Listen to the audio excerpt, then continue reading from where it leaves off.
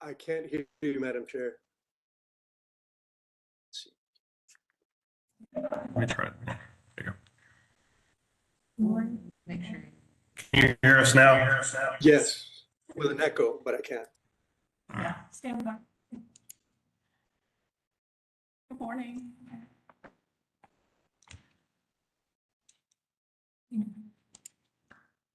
Yeah, I think it's going to be this one. Yeah, that should do it. Yeah, that should. Still doing it.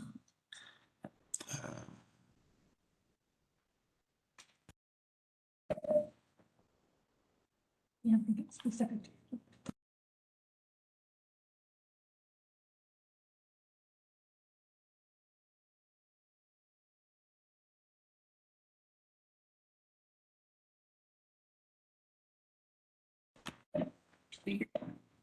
My speakers are on.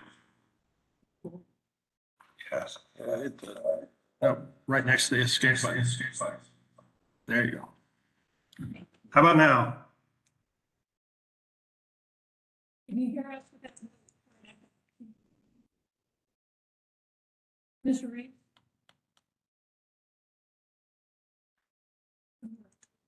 Should be able to. Mr. Reeves, can you hear us? Yes, I can. All right, we're good to go there. Thank you.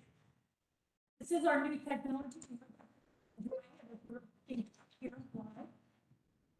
So good morning. It is 9:04 a.m. This is a meeting of the committee. Thank you all for this today. Ms. May. Chair, thank you. President. Vice Chair. Okay, before y'all get started, I'm hearing about 60% of what you're saying. All right. It's breaking up. Is that better? I don't know, talk some more. I'll say a few words. Can you hear this? I think that might be better, yeah. Okay, great. Yeah, we can hear you well. I'm in front of the speaker. We're not sure if that was causing the blocking. This is Phil Irwin. I could hear Michael very well, but I could barely hear the two, Sarah and yourself. So Okay. I think it's the location of the microphone. Got it. Thank you. You just gotta talk right at it. Yes, and I could hear Phil just fine there. So I wonder if we're using your microphone for the owl. Just check that. Yeah, we're using the owl. So speak more clearly. So Hampton present. Vice Chair absent. Vice Chair Blair is absent. Ms. Bagley?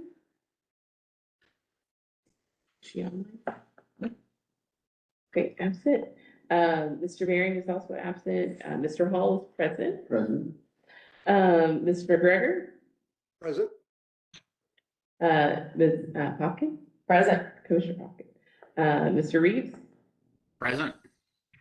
All right. And then we also have Commissioner Young here, and I'm the Chief Planner, Sarah May. This is Senior Planner, Ms. Levy, Senior Planner, Mike King, and we have our attorneys, Matthew Green and Susan Knuppel present.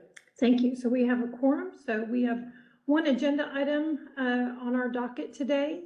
Ms. Levy, would you like to read into the record and begin your briefing? Oh, sorry, one housekeeping business before we begin. With the absence of our vice chair, we will need someone to serve as vice chair. Commissioner Popkin, would you serve as vice chair today? Yes.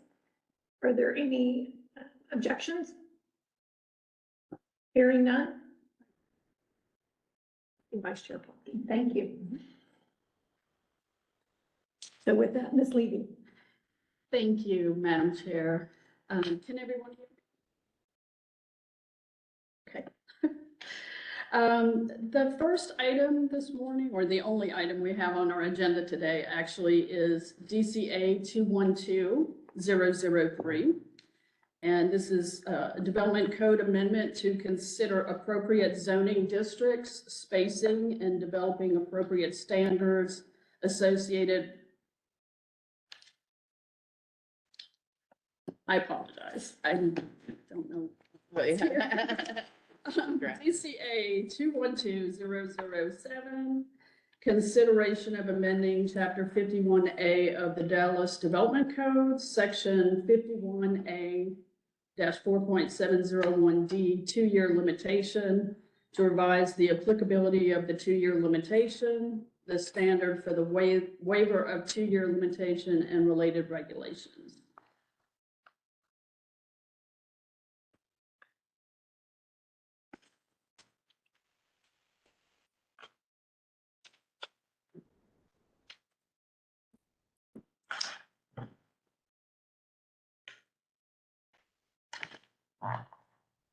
Okay, this is the second time or the second meeting for the two-year waiver. So I'll go through a little bit quickly the beginning, but for the benefit of those who are just joining us for the first time on the two-year waiver, we'll talk about the background and the history briefly, the purpose. Then we have a staff summary and issues and operational or business concerns. I'll give a staff update and analysis with some staff recommendations and next steps.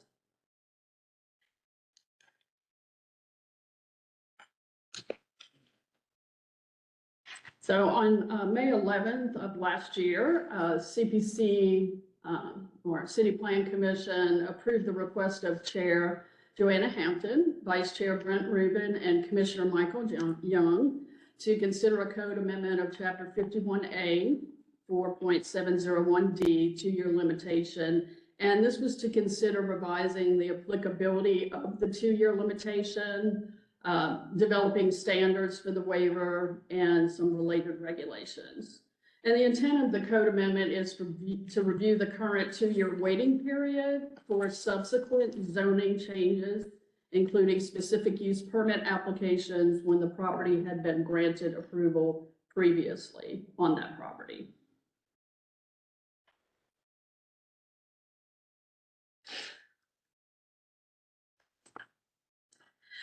The code amendment supports our goal to undergo regulatory review to remove barriers to growth and development. And the code amendment also directly correlates to our EDP, or economic development policy, which is to analyze and improve the development review processes to encourage more predictability in our entire development process. And again, that larger goal is to leverage, a diverse range of commercial and industrial development in all areas of our city, which would be in order to meet a 10-year demand for business growth.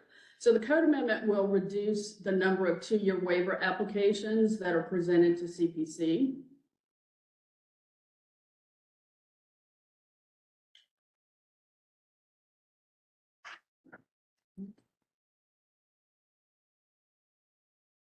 Sorry, there's put you right this way. It's not advancing, I'm sorry. Just to give a summary, staff, our recommendation is to remove granting or approvals for the two-year limitation. And this supports the goal to undergo the regulatory review that we just talked about, to remove the barriers to growth and development. And it does this in several ways. One, it will significantly reduce the number of waiver requests that we process and bring forward to CPC.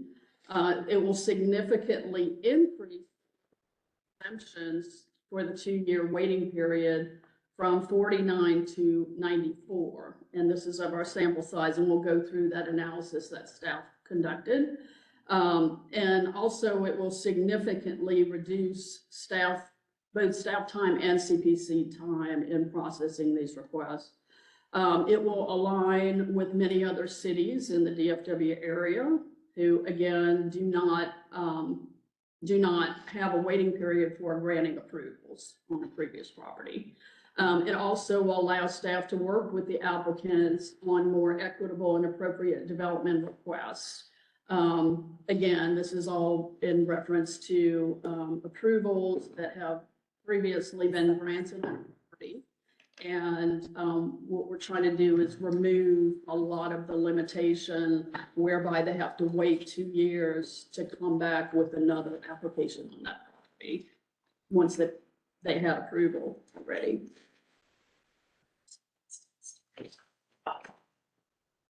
Okay, so some of the issues. Again, for the existing 2-year limitation, the 2-year waiting period for subsequent applications that applies to approvals, again, granted for all zoning changes, including SUPs, unless the SUP has 2 years or less renewal imposed. So that's the current waiver right now, 2-year waiting period for all approvals granted on all zoning changes, as well as denials with prejudice. Okay, and then applying the current 2-year limitation is causing issues because, again, the only way to get relief from that waiting 2-year period is, can be granted with a waiver from CPC or City Plan Commission. So, of course, that's a process, and so the waiver from CPC adds at least an additional month onto the regular development process, which already requires, the zoning process, whether it be SUPs or a zoning district change or property boundary change, requires already the cases to go to CPC and then on to City Council from there. So, you're talking about, well, I don't, it varies from the full length of time, but it could last, a year, it could last longer than that. But the main point here is that the waiver is adding that one additional step in front of that. So the commission must consider also, another issue is that the commission must consider what is meant by changed circumstances regarding the property that is sufficient to warrant a new hearing. And that's current language required in the 2-year limitation. So applying the current 2-year limitation is also causing issues. Flip to WebEx for some reason. Sorry. Thank you. Please continue. So applying the current 2-year limitation is causing issues also because, again, development delays are occurring. And they're occurring while all 8 waiver applications during the fiscal years of 2020 to 2022 have been granted. So in other words, when we conducted our research, we were, we have this process, we're having the development delays, and yet the waiver applications for those being where the approvals were previously granted are being approved anyway. So we're kind of going through a process and, we're wondering why. So most waiver applications are made in our findings. Basically, what we saw was to correct inconsistencies in the preceding zoning or SUP ordinance. Again, this is when they had previous approvals. Adjust for changes in marketing conditions or for an unrelated use to the new application requiring a waiver.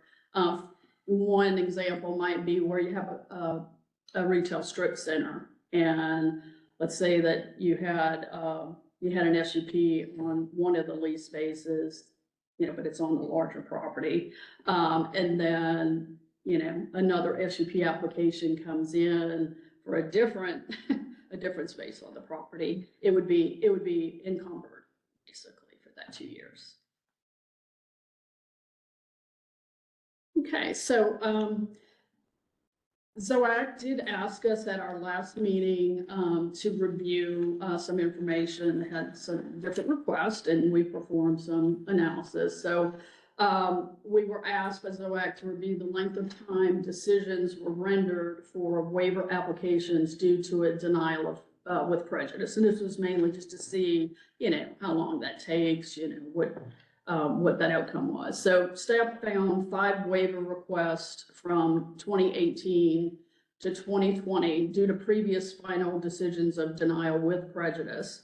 So we had to go back a little bit further, to get some information. So of the total 5 waiver requests, 2 of them were approved within 1 month of filing, 2 were denied within 1 month of filing, and 1 was approved within 2 months of filing.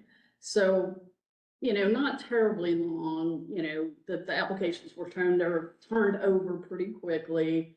But again, that's still, obviously added to the whole process. But so of the 2 waiver requests that were denied with prejudice, 1 was ultimately approved or overturned on appeal within 6 months of filing. So in other words, the applicant appealed that denial for the waiver onto the city council, and the whole process took 6 months.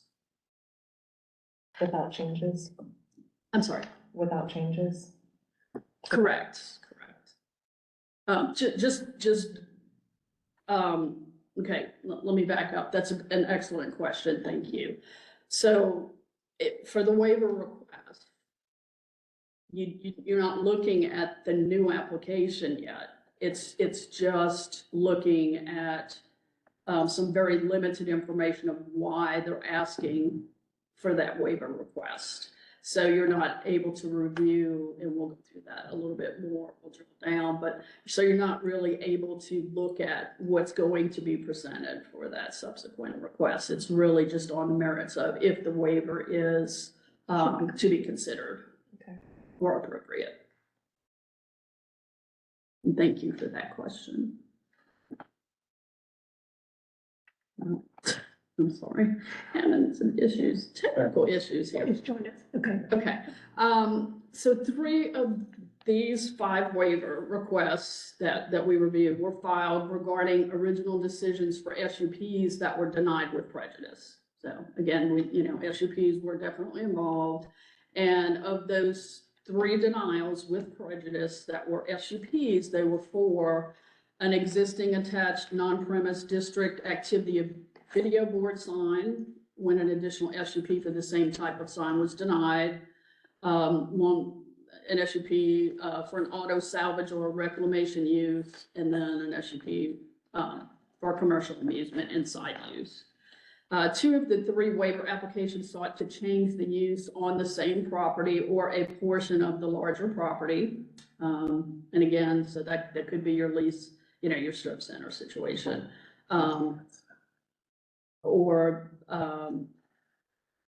just a different area on the property where the application is now for a different size of the property, let's just say.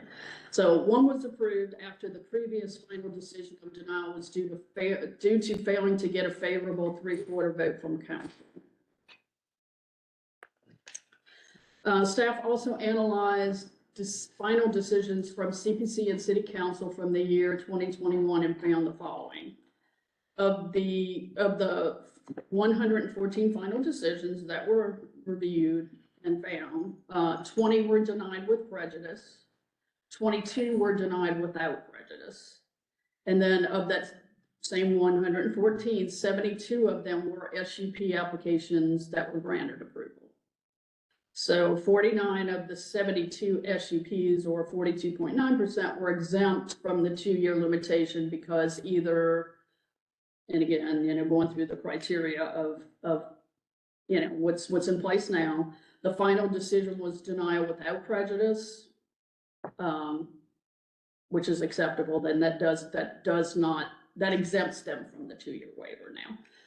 So that's 22 applications, or 30.5%, or the application was an SUP granted approval with a renewal period of 2 years or less, or an auto renewal of 2 years or less. Because again, that's the other exemption. If it's an SUP that had approval, but, it's 2 years or less, then.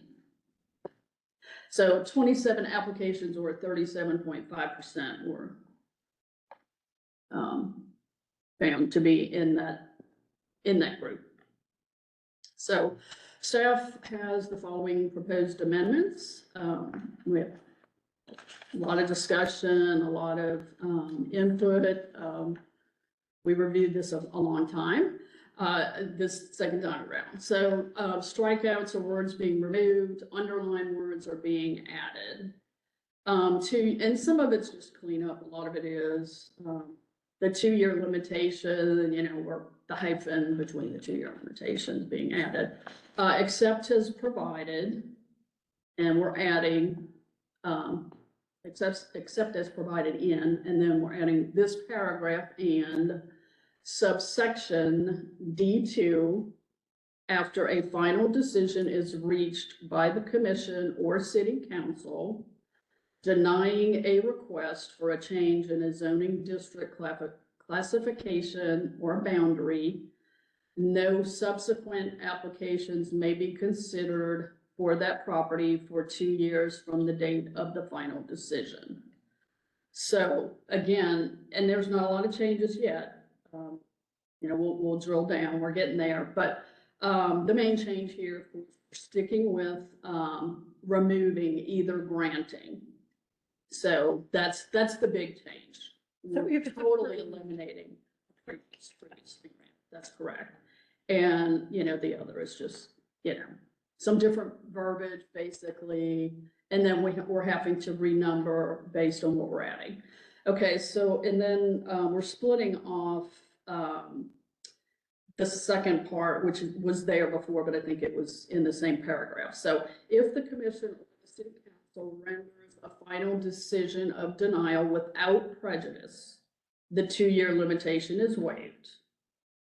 And again, we're not mentioning specific use permit because it just applies to all approvals. Because that's addressed in the next section. That's right, correct, thank you. So, then the next paragraph will become, or subsection would become, a property owner may apply for a waiver of the 2-year limitation in the following manner. The applicant shall submit, and this was, just the pronouns, we're changing those. The request in writing to the director shall inform the applicant of the date on which the commission shall consider the request and shall advise the applicant of the right to appear before the commission. And then the commission may waive the time limitation if there are specific and material changes in conditions for which the original decision was made. Thank you, Chair Hampton. Sufficient to warrant a new hearing. If the previous final decision of denial was for a specific use permit.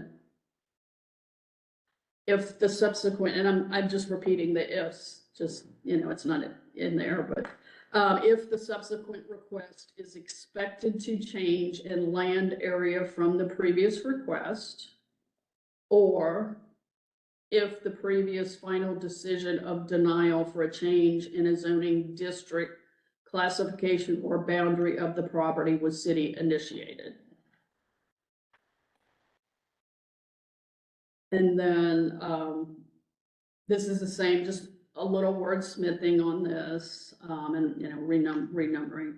A simple majority vote by the commission is required to grant the request. If a waiver is granted, the applicant shall follow the procedure for a zoning amendment per this article or a request for a change in a zoning district classification or boundary, just clarification language, really. If the commission denies the request, the applicant may appeal in writing to the city council by filing an appeal with the director. No changes there. The staff's recommendation is approval of the proposed amendments and move the item to City Plan Commission. And our next steps, if recommended by ZOAC, staff anticipates forwarding our recommendation on the CPC really at the next available meeting. Maybe possibly February, maybe the late February meeting. And then if CPC recommends approval, of course, we would go ahead and forward that on to city council, and that would probably be March, hopefully. So with that, I would be happy to answer any questions. Thank you, Ms. Levy. So one moment, we'll open it for questions. I did want to acknowledge that Vice Chair Blair joined our meeting at 9:12 this morning, and Ms. Bagley is also online at 9:19. I believe I also saw that Commissioner Our Vice Chair Rubin is with us virtually. Thank him for being here, and Mr. Doss has joined us as well. So good morning, everyone. With that, we will open it for questions. I've got one in the room, so I'll, Mr. Hall. Thank you. Just a couple. One, if a request is denied with prejudice, it still has to go through the 2 years. With prejudice. With prejudice. Yes. And the second question is regarding public hearings. They continue to take place.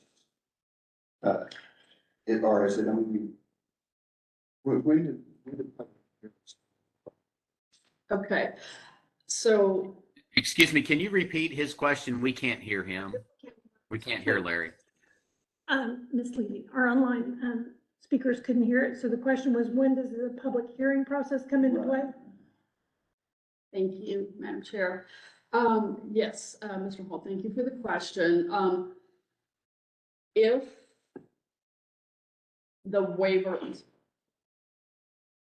after, I'm assuming you mean after, let's say they got the denial with prejudice and they file an application for a waiver, is that a 2-year Yeah, waiver? I just am curious, when does that public hearing process come into?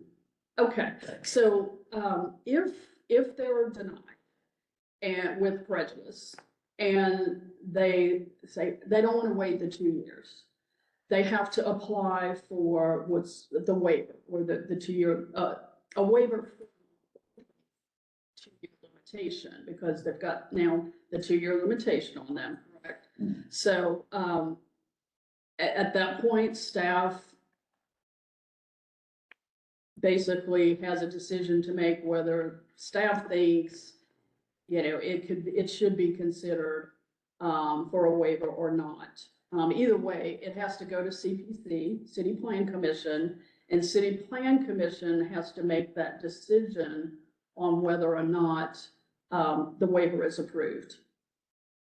If the waiver does get approved by City Plan Commission, then that new application that the applicant wants to file has to go through the normal process, which is go through staff review, however long that takes to get it ready to advertise for the public hearings to go to the City Plan Commission, and then however long it takes to go through the process at City Plan Commission, right?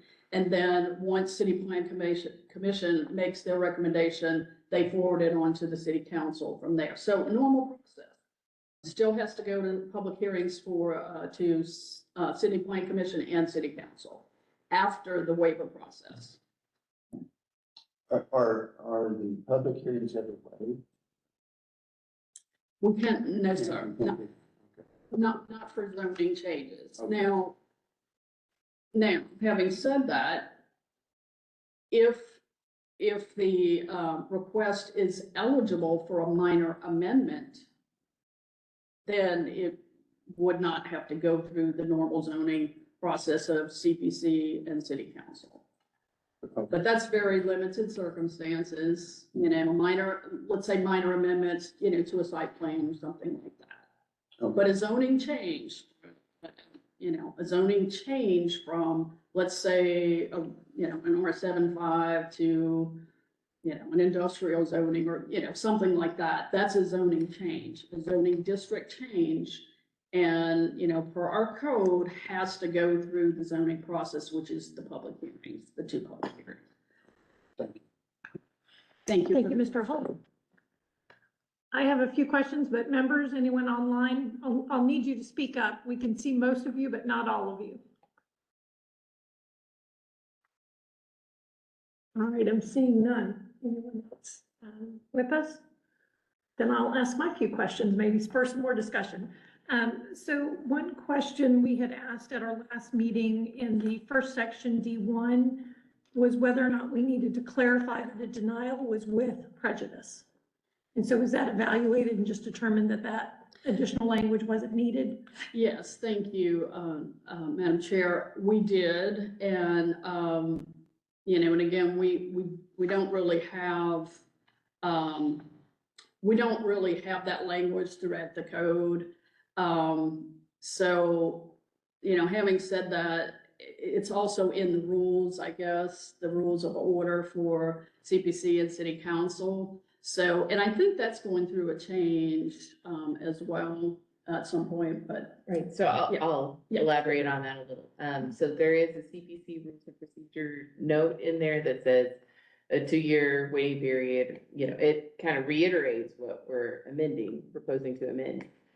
So if, ZOAC does decide to move it towards CPC, then we'll work with, the other current planning staff to have that come before the rules committee, for CPC to update. Okay, so again, so our standard language is denial without prejudice or approval. And so by putting denial with prejudice, it's really not needed because a denial by default is a denial with prejudice. that is Exactly. correct. That is correct.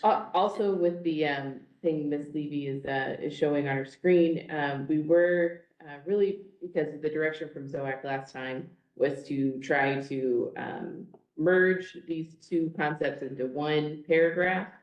And we really tried to get it on there, but the way you write code is that you make a statement and then you, at the beginning of your statement, you'll write except as provided and then you'll tell someone where the exceptions are.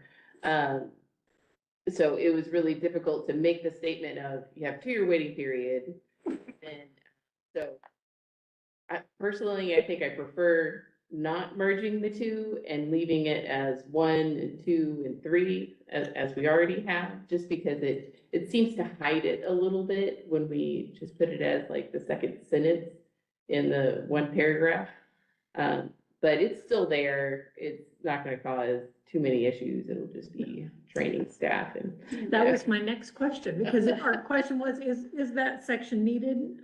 Parent, staff is evaluated. You do think that is needed? Yeah, So, I and think again, I'll leave it to the members if we keep it in its current order. I think we just asked, was that bringing clarity to it? I think we're hearing, yes, it is needed. Yes, and honestly, we had a lot of staff that works with it and uses it just to try to get it to where, make sure they understand it. And so, some of it is just to help them, as they read it and make a little bit more sense, and while still retaining what we're trying to get out of it. Okay, so next question. Down in our added, I guess, our expanded B, essentially what is able to be considered as the waiver, we've moved the SUP down into this section, removing it from the current section 2. And I guess my question is that adding an additional requirement for a waiver to be filed? I don't know how to say that any more concisely. So currently, if it's a SUP for less than 2 years, you don't require the waiver. We're moving it down to say, if you have an SUP, you can be granted a waiver. But we seem to have taken out the 2-year. Is that because it's a 2-year period generally? Yes. it's because we have removed the requirement for approvals to apply for a waiver. Okay. Period. Yes, thank you. Yeah, so it Thank you. covers, covers all of the situations. Okay, got it. So it's a 2-step there, essentially by removing the requirement with an approval, but then also with the 2-year. Okay, just wanted to make sure we weren't adding the step unintendedly. All right, so 2 other questions. One, thank you for adding the city authorized hearing within our exceptions. I know that was one of the other ones that's come up recently. And then we had a global question about the 2-year period. I know some of our surrounding jurisdictions are less. And so could you just speak to how that was looked at? I know that was one of the questions that we had is 2-year, do we feel like that's a good time frame? Right, and, honestly, although a lot of the other cities are 1 year, and I know, we were asked to just look at that time frame. We didn't feel like, staff wanted to really change that necessarily. If ZOAC chooses to do that, that's fine. But just knowing that our process takes longer, honestly, we just thought we would leave that to ZOAC's discretion. Well, and I'm trying to get back, I think the number of cases that you had found, I mean, there hasn't been a great number of these that were coming through. Is that accurate assessment? Mhm. We're not seeing hundreds of these. Oh, right, waivers being right, filed. that is correct. Okay. That's About right. And four I was gonna say the number was, and it was over a 2-year period, was that correct? Yes. Okay, 4 to 8, just Right. depending. from 2018 to Yeah. 2020, there were up 4 to 8 of them, okay. Yeah, So, 40. 4 per year-ish. Right, and then 72 SUPs And out so- of the 14. And with the changes that we're making, some of those would be eliminated or more Oh. easily qualify for the. Quite a waiver. few, yeah. I Okay. mean, it was, what, 49, So this would, 49, almost 50%. Yeah. So yes, and, you know, and that's key here, you know, what we're trying to do at the end of the day. You know, again, it's just eliminate unnecessary processes and so then final question, in the staff report, it spoke about essentially what we were trying to establish as the standard, and we came up with the language specific and material changes and conditions for which the original decision was made. I think that was modeled on one of the other example cities we looked at. Staff had made a note that you had no objection to it. And so I was just trying to make sure that I understood if there was anything else that this body should consider. So it says staff supports it, but you'd noted that it doesn't alter any regulatory conditions. Excuse me, and the result of the subsequent application is still subject to the public hearing. So again, I just wanted to make sure, you know, that we developed that based on other cities, but is there anything else that we should be thinking about in terms of that standard? Does that provide enough flexibility, but still some guide rails on how that's considered? Yeah, I'm in support of it. It's just that, obviously, it's not a regulatory action, the waiver process, you know, so we're not requiring them to do X, Y, or Z, you know, at the next one, but we can absolutely support it. Okay, all right. I'll go around the room again. Any other questions? Commissioner Young, anything? No? No, I have some comments. Okay. Yeah. Yeah, Mr. Madam Reed. Chair. Yes, I know that the certain commissioner there that's not Popkins, Hampton, Blair, or Rubin voted against every one of my approval for waiver requests when I was on CPC. He stands guilty. He knows who he is.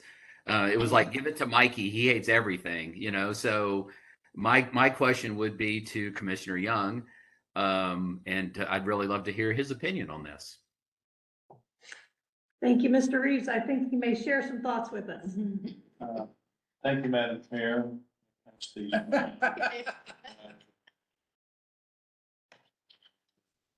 He has handouts. We're here today because of a so-called pre-commissioner memo by Vice Chair Rubin, myself, and Commissioner Hampton regarding the 2-year waiver process. Because of our belief that the current process is not working. The current standard is changed circumstances affecting the property. And the rub comes in with the term affecting the property. Some of the examples that Ms. Lita gave, correcting conditions or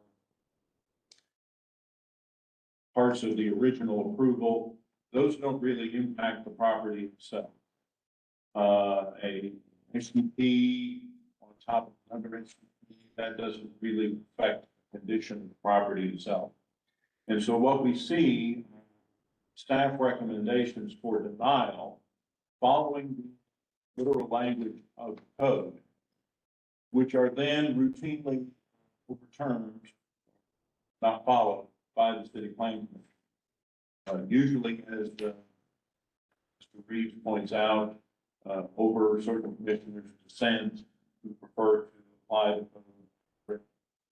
So Vice Chair Rubin and I, with the concurrence of Mr. Hampton, believe that changes were necessary and therefore initiated this process. I think we need to look back at why the waiver exists in the code. And it exists because of an imbalance of power. With rare exceptions such as calling the public hearing proper zoning, there is no way to drag a landowner down to City Hall and justify your zoning. On the other hand, an applicant, by paying filing fee, can drag the community agree with what I'm proposing. Well, that's perfectly fair. That's part of the process as regards to application. The community can get involved or not as it chooses. And the commission and council make the final decision in the public interest. But if that decision is denial with prejudice, or under current code, a grant, then this provision precludes dragging the community down to City Hall within the next 2 years, unless criteria for a waiver is satisfied. I've sent around comments that I made last summer. I see some of those concepts in the staff recommendation. That's great. I do want to speak briefly to the issue of exempting all approvals, because I think that may be a bridge too far. I want to offer for you an example of some, probably about 2005 or 2010. The shopping center immediately across Mockingbird Lane from the Mockingbird Darts called Mockingbird Central Plaza. And that came in for some pretty significant changes to the shopping center, which were opposed by staff. And it also included a miscellaneous request for a FedEx kiosk in the parking lot. Well, the motion that was adopted was to approve the FedEx kiosk and deny the rest of the application. Under this proposal, that applicant could, the day after the denial of his main request, turn around and file a new application. You can imagine other circumstances where an applicant wants something and gets far less than he wanted. And the effect is that of the denial, even though the form approved. So I question whether it is necessary to, on a blanket basis, exempt all approvals from the waiver process. And I think it might be better to adopt some of the criteria that would exempt situations and we saw some in the staff report, and then leave the approvals in there. Thank you. Thank you, as always, Commissioner Young. So I know we discussion about approval. Those that similar that Commissioner Young had mentioned, some of us have been involved in those cases that have been 2 years working towards an approval, and with the understanding that we would give that the time to be evaluated. So I guess in that context, discussion from the members. And I guess I'll also defer to staff as we're trying to digest that. Is there a way to think about approvals essentially within the same context that we're thinking about the denial? In other words, that there has to be, well, and it may not be the specific and material changes, because again, that was kind of the basis upon the approval. All of that had been evaluated, agreed upon in some fashion that had made it then through the reviewing bodies. I'm trying to digest my memo. And for the members online, we did email you a photo of that so that you all would have a chance to evaluate that as well. And Ms. May, I copied you, so you'll have it as well for record. I guess since we have Commissioner Young here with us, is there any language that you've perhaps either reviewed or evaluated that you think might be appropriate for us to consider in light of an approval or provisions for an approval? Well, I'm not sure that the criteria fundamentally differ according to approval or denial. But the bullet points in my email that I've distributed are some of the factors that I think would be appropriate for the commission to consider. Let me add, and Vice Chair Rubin can speak for himself if he cares to, Commissioner Rubin not on board any other factor at the end, I think, because that just interjects complete discretionary, subjective consideration. But anyway, those are my suggestions. Others can speak for themselves. Thank you. Madam Chair, a comment? Yes, Mr. Reeves. So if we were to just say we were to take this language today and go with it, then one of the counterbalances, I think, for Commissioner Young's concern would be for CPC to seek more denials with prejudice, perhaps. Because right now it's kind of loose and it's kind of like you really have to be bad and really be a bad applicant or a bad case before CPC says deny with prejudice.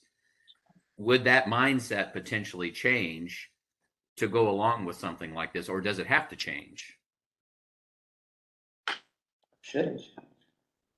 Well, yeah, and I think that's the question we're all coming back to, but I'm trying to now reread. If we simply left approvals within, how many of our, well, and again, I think we've got some suggestions. For instance, Ms. Levy, you'd mentioned the case where there's an SUP on a larger property and you have another one. If we, essentially, if we looked at the approval process with some of these, specific cases, we've got obviously some potential reference language that we could incorporate. Would that be another approach? Instead of, as stated by Commissioner Young, instead of being so broad, to do a more focused tailoring of what would qualify under an approval? I think it could be. And honestly, we went back and forth in a lot of different directions, and that was one of them, to split that out. And then essentially it is the same. It's, it's the instance where the property is a different, basically like number 3, the subsequent request is expected to change in land area from the previous request. That would be one, because that kind of covers your SUP situation.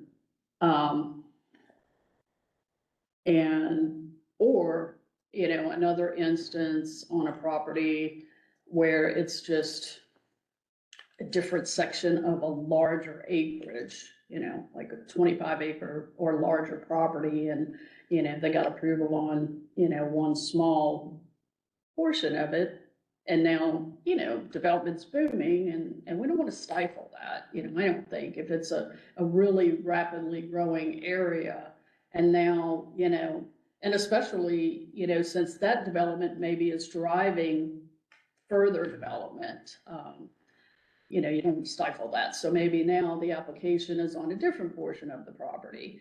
That would change, that would be an expected change in the land area from the previous request. So let me offer a further example of that. We've had a couple of cases where the property owner comes in on one parcel and we say, no, that's incompatible with what's going on in the next parcel, denied. We aren't careful about saying denied without prejudice. Mm-hmm. And then the applicant buys that other property, want to develop the two properties together.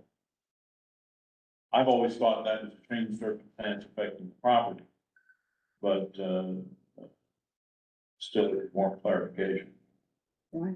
Yeah, there's so many different scenarios, and I think that's where we struggle some. We don't want to over define it, because it's difficult to do that, because it is more case by case, but you want some reasonable parameters. I have a question regarding that. Commissioner Popkin? I was hoping to hear more about those standards that qualify a waiver, and I'm seeing those in Commissioner Young's handout here.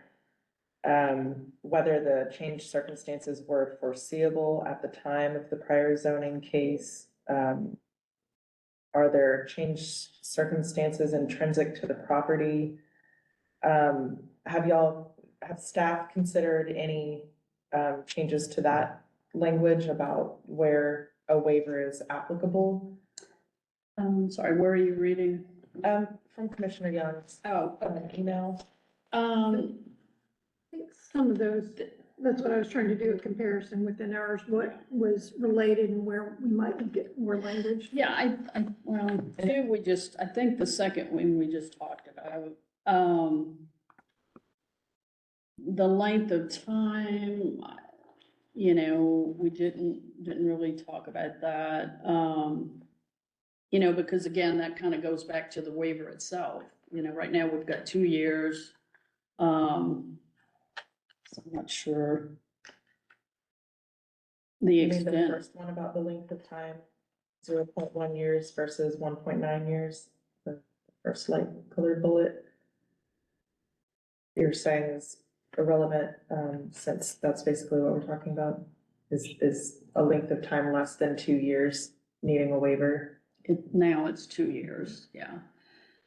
So it's, and I'm paraphrasing, but correct me if I'm wrong, Ms. Levy, when staff evaluated, because you've only found, 4 to 8 cases, but again, with this change, and I think this is something we talked about at our last meeting, do we think we're now going to get 20 of these? In other words, are we going, where's that balance that we remove some that we don't need, but we don't also open up Right, that everyone, oh, well, I got a denial, I'm going to come back right. and refile. And so where's that balance? And I guess staff is still thinking that the 2 years is appropriate. Is that, I think what I I heard. think, and, we're open This body to that, but, Determination, again, but- just given our total length of time to get through our processes and, deciding to just stay with the 2 years, but, we're open to a lesser timeframe. Like I said, a lot of the other cities have a year. And, we saw that our waiver applications and the ones we reviewed were only taking, a month to 2 months to make, to get it to CPC, Well, I think what this bullet is begging the question of is, has it been, 1 month, or has it been, Yeah. 6 months Yeah. since their Right, application right. was denied and they're applying for a waiver to reapply Right, with so, changed circumstances? right, and so is that gonna help? But if you don't come up with okay, so which one is appropriate? Well, You know. should there be a minimum? If you've got a Exactly. denial. Exactly, you have to Refile have a within a year, minimum so that you've because- actually taken the time or done Otherwise- some evaluation or otherwise considered it. Right. Okay, so we will make a note of that. And I saw Mr. McGregor, and now I see your hand on the screen too. So thank you. Madam Chair. My question is for Commissioner Young. As I read the language in your email, it seems like it's drafted to be guidance in these cases and not requirements per se. Is that right? In other words, it's, in fact, I might even change one word to your sentence where you say factors to be considered in evaluating good cause. It could say factors that may be considered in evaluating good cause. So that way we have a range of items that commissioners can think about, but are not required to apply directly. I think, I'm not sure if it's a question or a comment, but I'll just bounce it to Commissioner Young. Mr. McGregor, you've accurately captured my intent. It would be a balancing test, and that these be some of the things that the commission can or should or must.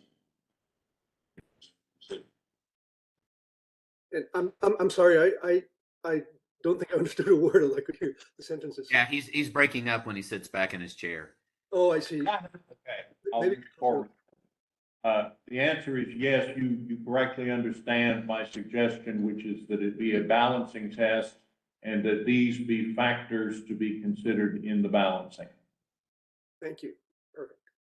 Thank you. And Madam so, and I think, thank you, Mr. McGregor, for asking that. And I'll just say, as I'm going through, these appear to be generally within item currently 2B, Romanet 1, 2, 3, and 4. And so I've been trying to kind of pair them up and see where there's similarity, where we might consider expanding our language. And then I think we also have the global question back to, do we want to include or not remove approval is probably the way to say that. And then any additional considerations related to that.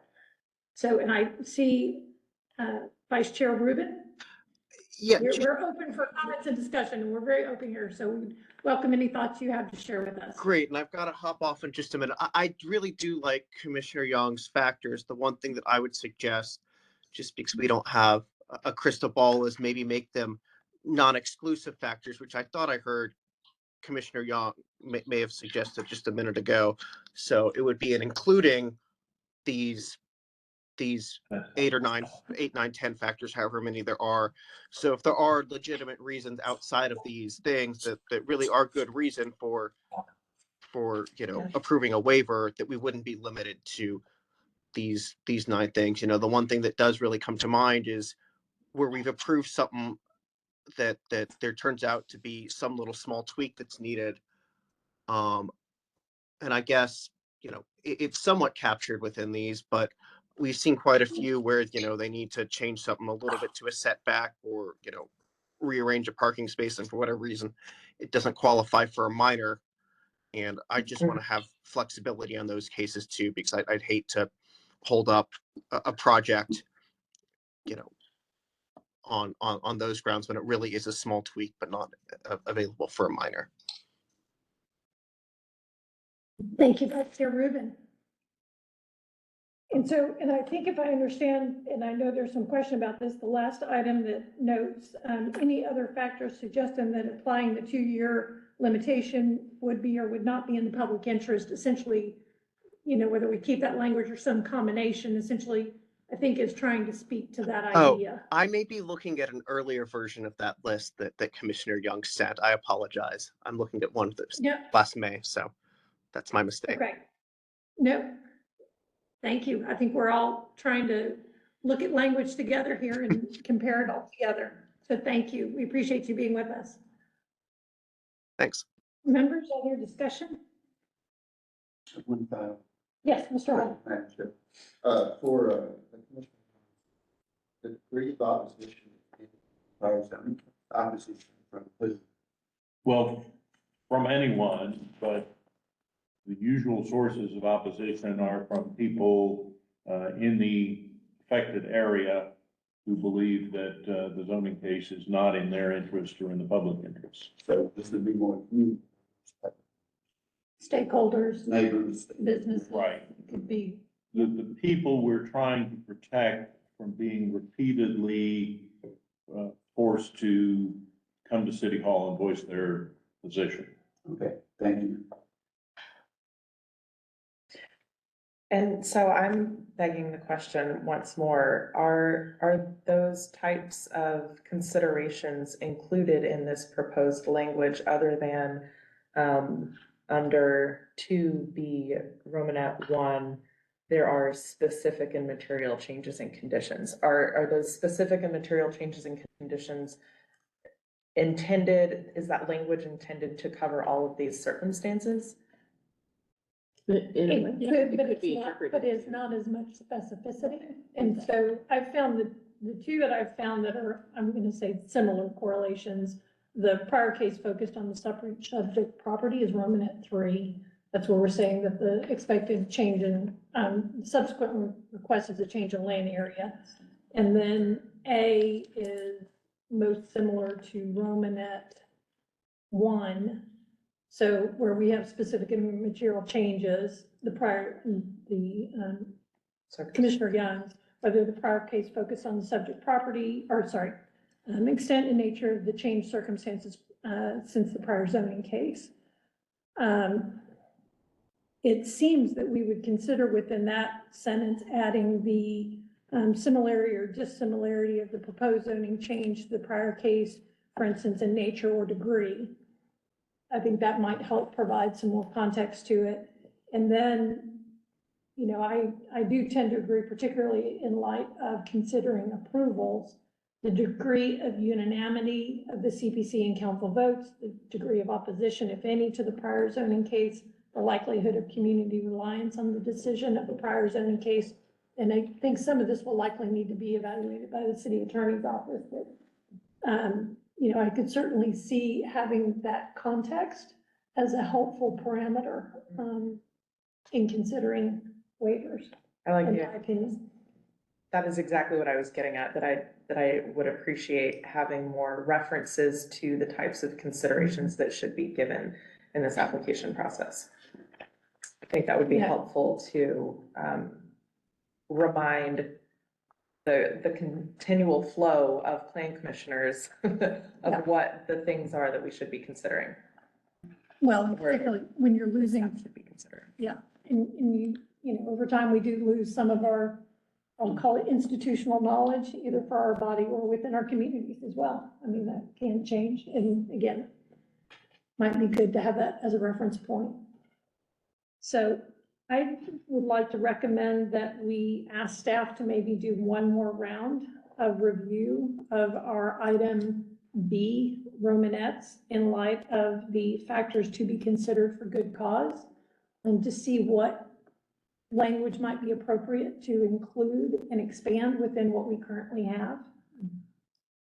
And I would suggest that we also consider, under item 1, whether we should be keeping this, the approval, granting or denying, to maintain granting. And I will say I saw Mr. McGregor online. Yes, sir. Thank you, Madam Chair. Yeah, as long as we're doing that, I would ask to add one more bullet point to Commissioner Young's list, and that is, or to at least consider adding it, whether new information is available now pertinent to that case that was not available or not known at the time. And so would there be, when you say new information available or not known, I'm trying to read down and see if we've got that concept captured. And probably not specifically. That is more Romanet, I would think, Romanet 1. Yeah, which is just our broader, Kind of- so new information available, but effectively, it's either an unknown, well, that does speak to the change circumstance, but okay, can you say that one more time? New information not known? Right, at the time, yeah, also pertinent to the case that was. Maybe not previously. Can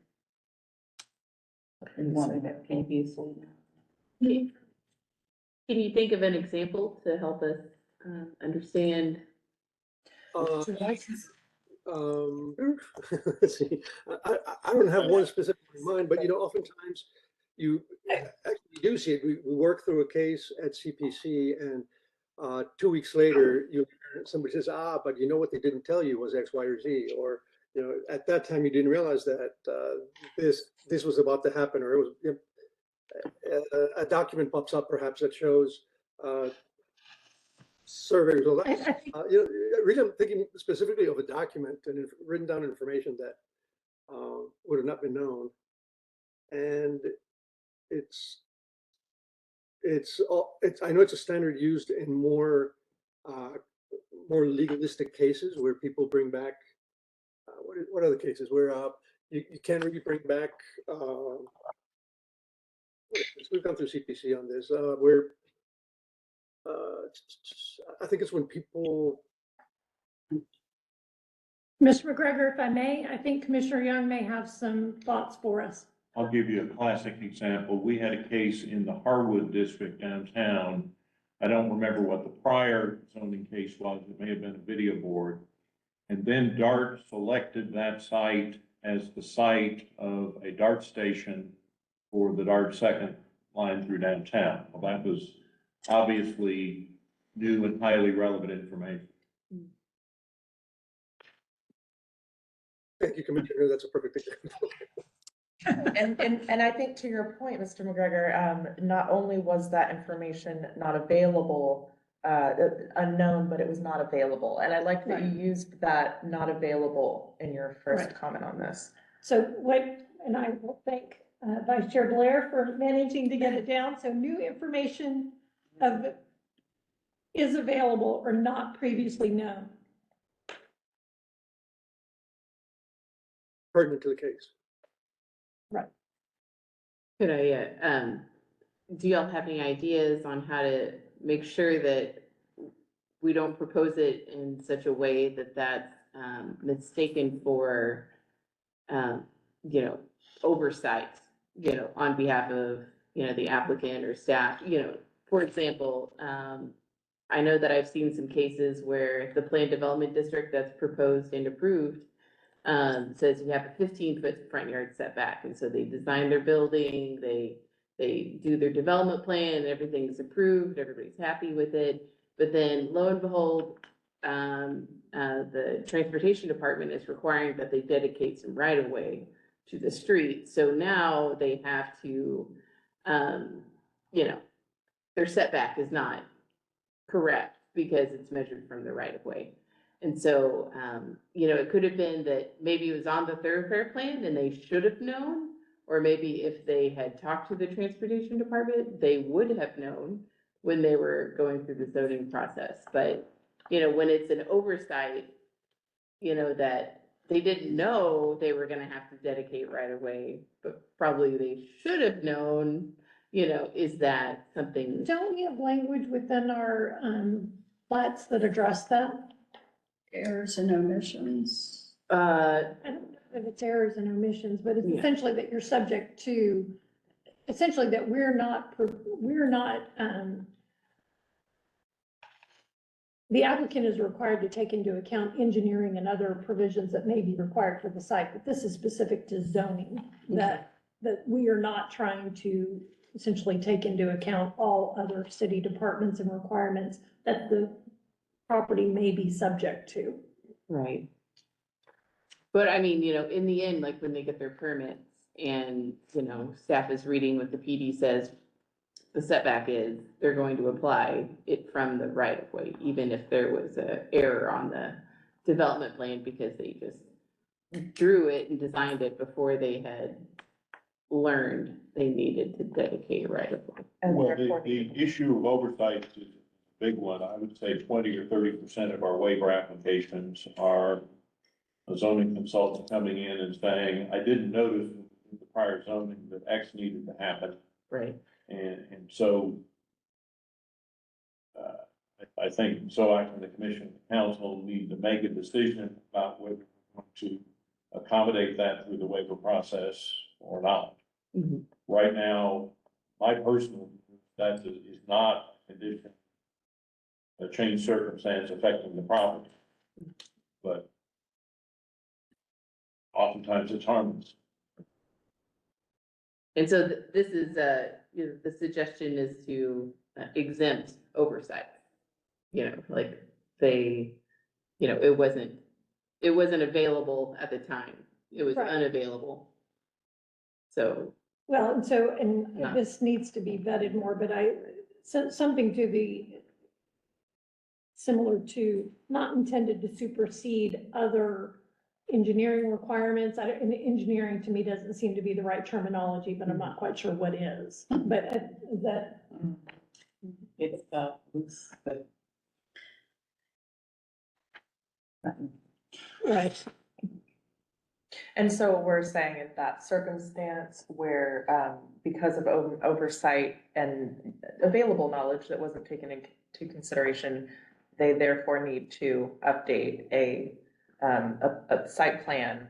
And so we're saying we want to be able to waive the 2-year and allow them to reapply to change their site plan If or, it's just a site plan, then we'll probably do it by minor amendment. okay, Occasionally it impacts the conditions.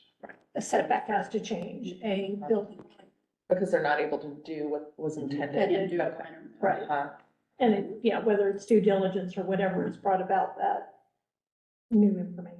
And so we're saying we don't want to reward lack of due diligence by allowing these applications to go. Or that you can evaluate it, but it's not automatically granted. Mm. That, I think is what I'm hearing, is that the commission, the council can consider it if they elect to. Again, you know, there may be cases where we do see those and we do make the change.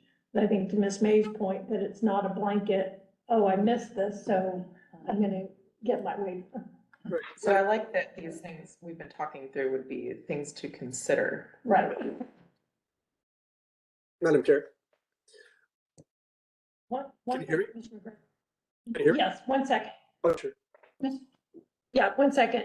So the item B currently is structured as, well, I guess it's the may. The commission may waive the time limitation if. And so is that capture this idea that these are factors that we are considering? It's not that it is granted. Is that correct? Correct. Okay. It may waive it. Okay, Mr. McGregor. Yeah, and I don't know we're on that. I want to jump back to the concern of somebody not doing their job at looking at their requirements and using that as a way to try to get a waiver later. I think an easy way to get around that would be to, in the last bullet point of the factors to be considered, maybe something that's the exception, such as applicant's failure to understand the existing rules or regulations or requirements for X, Y, and Z does not constitute a good cost standard for waiver. And perhaps even adding examples if necessary. And in it. Can you say that again? Applicant's failure to understand or identify whatever word we want to use. Is that correct, Mr. McGregor? I'm sorry, yeah, to, let's see, failure. Applicants, Go ahead. I can. no, go ahead. I was gonna say be aware of was what.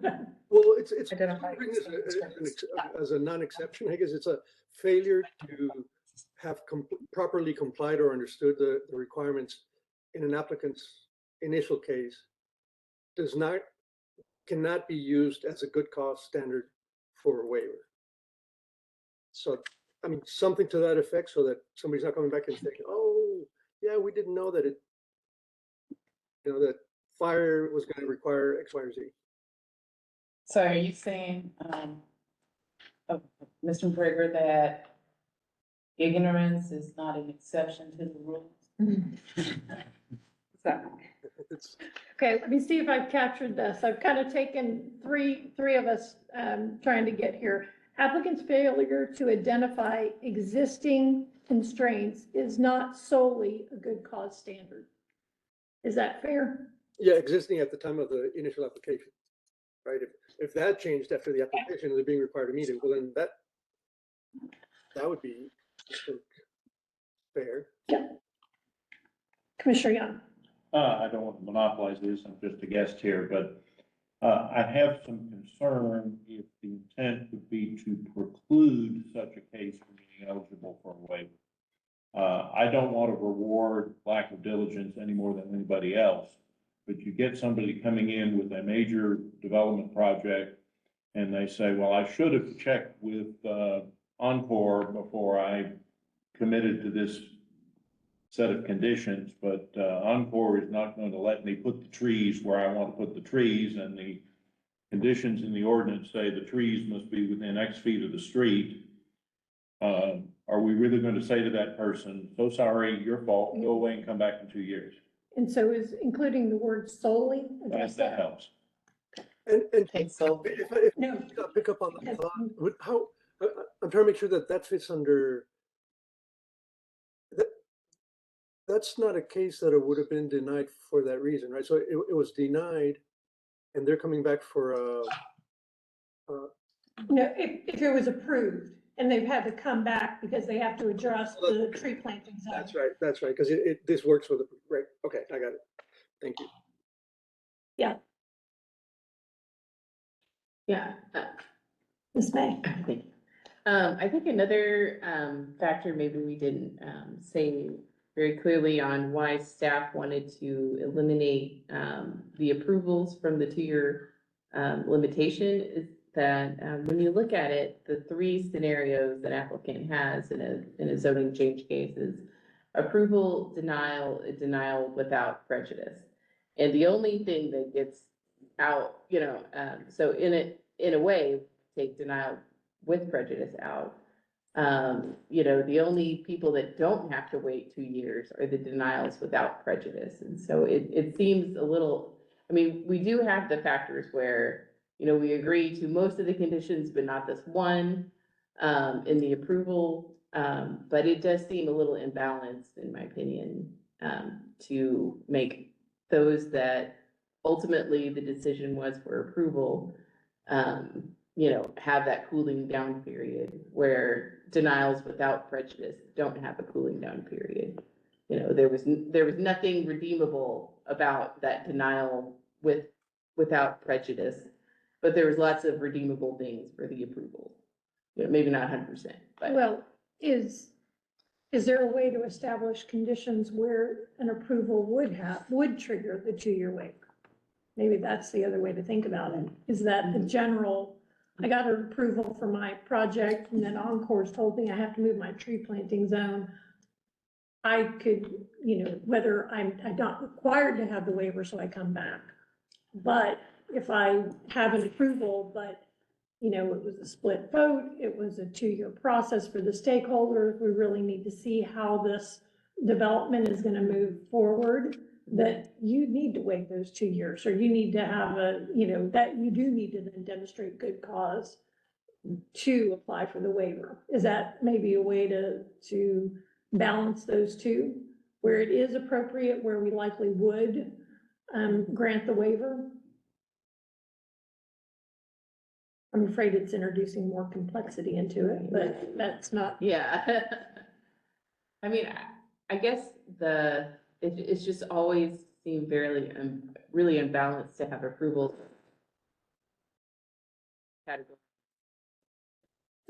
And so, I don't know, maybe if we didn't have a without prejudice, if it was all either approval or denial, and then everybody had to wait because we didn't want to exhaust the neighborhood, that gets noticed, that would make a lot more sense to me. It's just the denials without prejudice that seems very. Well, I know, I certainly have done that, anticipating. Yeah. Can you go back to your summary? How many of our 2018 to 2020, how many of the waivers were for approvals? You had that number and I just didn't make a note of it. Yeah. Oh, that was regard to. 2 were with approval, I think. or no, 2 were. Okay, so in 2021, Oh, these Oh, are that's- just final decisions, yeah. 72, approved what No, they were.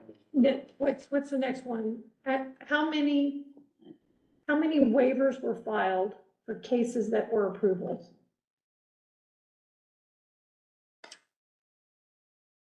I mean, we only had 8 cases, Yeah, or 8 waivers that were filed. from the last time. If there were only 2 of them that were approvals, Yeah, there it were would tend to 8. say our I think there were process. 8. Yeah, there were 8. 2020 to 2022 was, there were 8 And how many of those 8 of the, All of were, those were all previously approved? right. None of correct, them were denied. right. Correct. And most of them were for, Well, the inconsistencies, meaning the errors or something. at least one of them, and I think 2 were because of authorized hearings by the city. Oh. Yeah, but it was because all 8 of And so them. while that was approval, it wasn't approval of something that it wasn't that applicant's case that Right. was approved. Right. Yeah, so right now, if we have an authorized hearing and it's approved, and let's say it requires an SUP for some use, Right. then they're gonna have to wait 2 years to file an SUP for whatever. So, and I know I'm in one of those market conditions because we had we expanded a PD and then they wanted to add a use.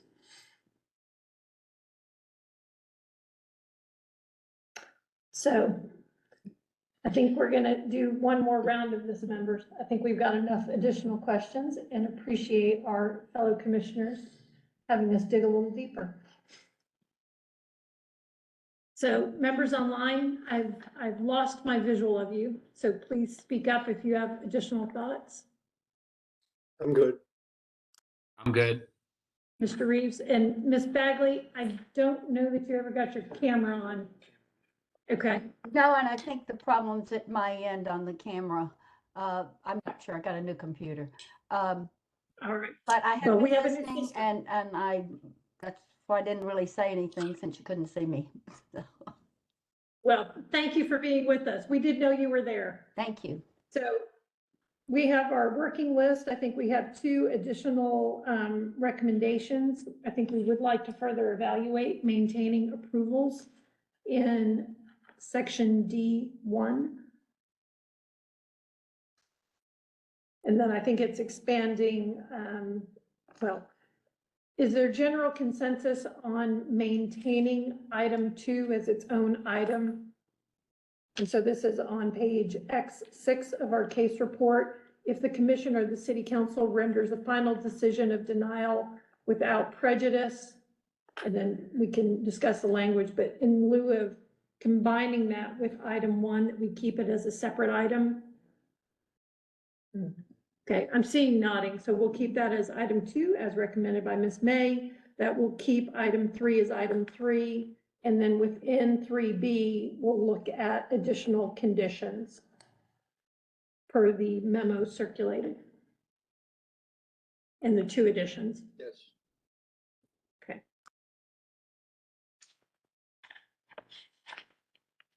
All right, any further discussion? All right, seeing none, that was our 1 agenda item for today. Ms. May, did we have any registered speakers today? We do not. Okay, thank you. None. So our other matters, we have approval of our minutes from the December 13th meeting. Is there a motion to approve? Thank you, Vice Chair Blow. Thank you, Mr. Hall, for your second. All in favor? Aye. Any Aye. opposed? Sorry, I'm trying to write and talk at the same time. So minutes are adopted. And do we have a motion to adjourn? So Oh, one moment, please. Ms. Levy has 1 additional item for us. Yes. Thank you. I just wanted to bring up that we were trying to organize. Yes, thank you for that reminder. We wanted to let all of the members know that our next meeting on January the 31st, Ms. Levy has worked with a number of the stakeholder and industry groups on our concrete batch plant amendment. And we are going to organize a tour on January the 31st. And so currently it looks like we're going to have 3 stops on that to see a concrete batch plant, a crushing facility, and an asphalt facility, so that we'll have an understanding of what we're evaluating when we're talking about our different conditions. So wear your closed shoes.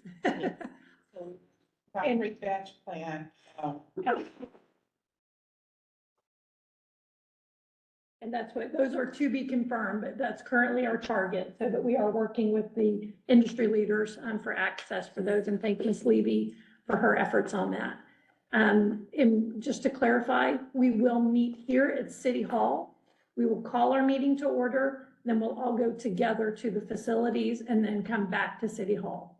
So that will be for our meeting on the 31st, and look for that in the agenda. Ms. May. And I also wanted to say, if you are aware, if you're going to attend in person, if you can let me or Ms. Levy know, so that we can make sure that we have enough safety vests, and the industry needs to make sure they have enough room in their conference room for safety briefings and such. So Do we we will be intend to- webcasting it as Yeah. well. we intend to- Yeah. Yeah, because it'll be subject to the public meeting. Right, we will make sure that for everybody that's coming, the appropriate. All right, PPE. and I want to make a motion. If we have to wear hard hats and vests, there are no photos taken. Only broadcasting live. That like Michael Dukakis in that tank with the helmet. It's not a good look for any of us. Good observation, Mr. Williams. So with that, any other matters? All right, hearing none. Now, motion to adjourn. Thank you, Vice Chair Blair. Thank you, Commissioner Popkin, for the second. It is 10:27 a.m. Thank you all for being with us today. We'll see you on the 31st. thank you. Thank you very much.